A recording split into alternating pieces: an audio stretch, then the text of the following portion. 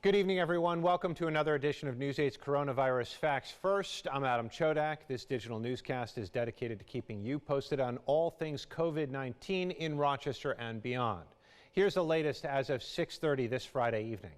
President Trump has declared the coronavirus outbreak a national emergency.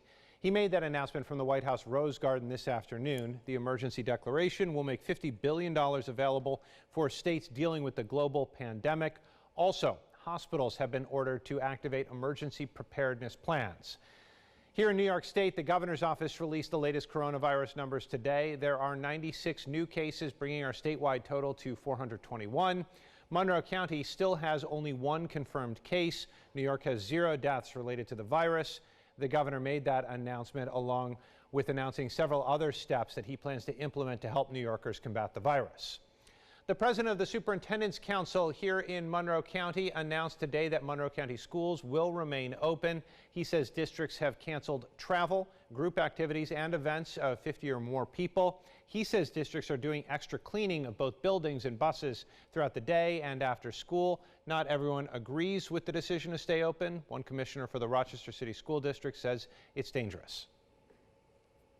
I believe that Governor Cuomo should take the stance to close down all of the schools across the state, because then that will allow for every community to kind of have the flexibility to work out their contingency plans. I think when we have the directive coming from the state, then that means that employers, have to be aware and address the issues that will come from employees who may need to stay home, not just with their students, but, for their own public health concerns. 6 Geneva police officers are under voluntary quarantine today after arresting a man that may have been exposed to the coronavirus. That man was put in jail and tested for flu and RSV, both coming back negative. The person in question was released from jail after bail was posted.